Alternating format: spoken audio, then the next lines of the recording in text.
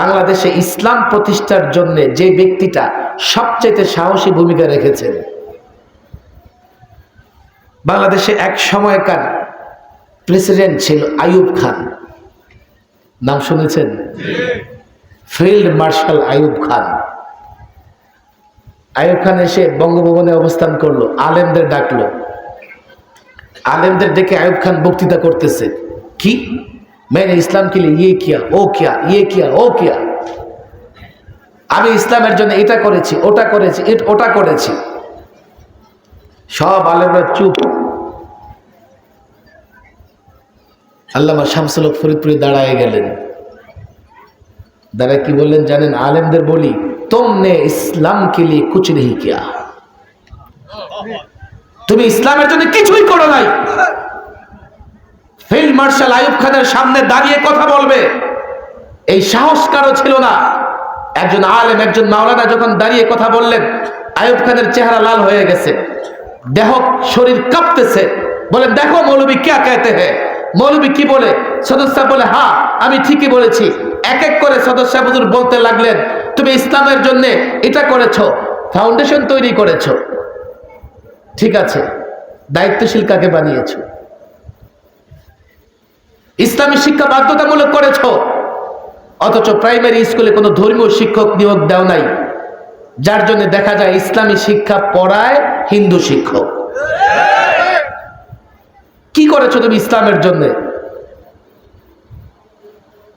শাসক গোষ্ঠীর চোখে চোখ রেখে যিনি কথা বলেছেন তার নাম আল্লামা শামসুল হক ফরিদপুরি।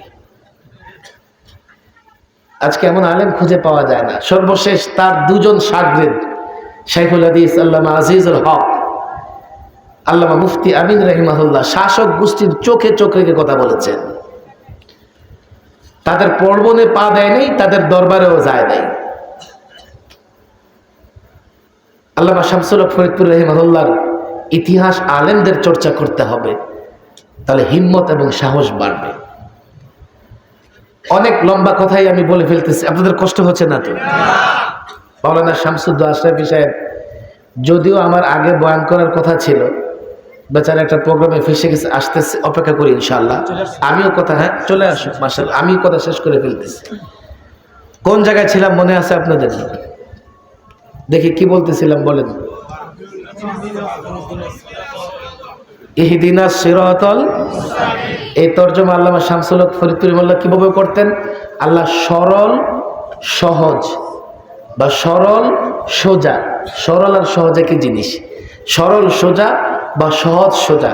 হুজুর বলতেন সরল এবং সোজা পথ দেখাও। দরকার আছে না নাই? কার পথ?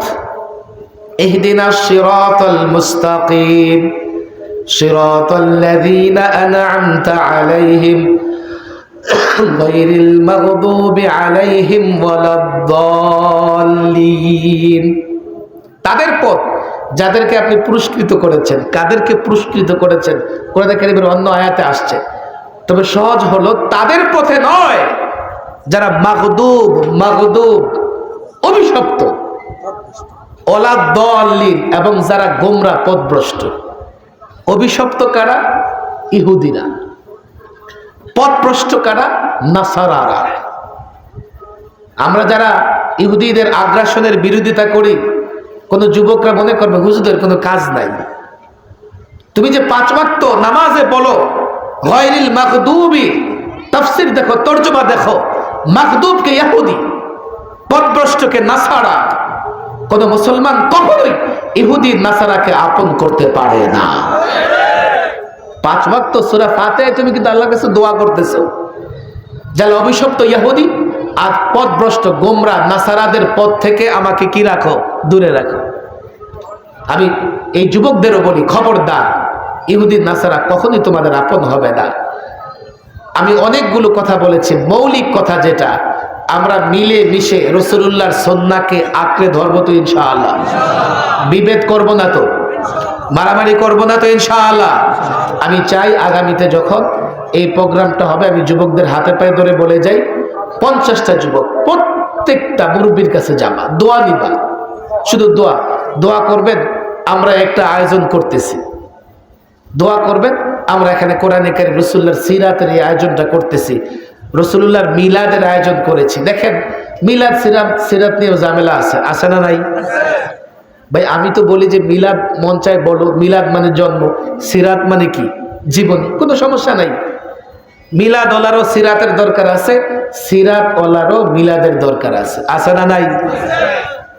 তবে রাসূলুল্লাহর মিলাদ উদযাপন করার মতো কোনো বিষয় নাই। মনে রাখবেন রাসূলুল্লাহ সাল্লাল্লাহু আলাইহি সাল্লামের জন্ম বার্ষিকী উদযাপন করার কোনো বিষয় নেই। কেন?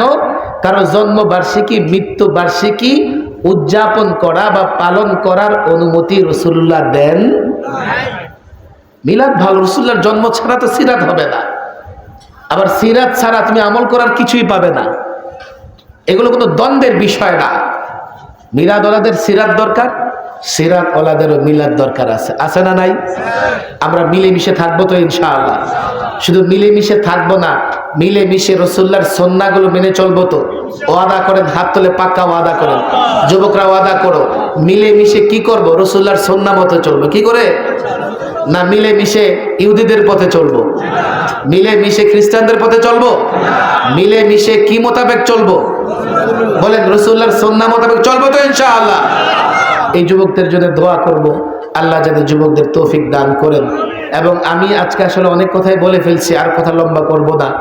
আমি যুবকদের বলবো আলেম ওলামাদের সাথে পরামর্শ করে সারা বছর কোরআন শিক্ষা, নামাজ শিক্ষা, নানামুখী শিক্ষামূলক কর্মকাণ্ড তোমরা পরিচালনা করবে।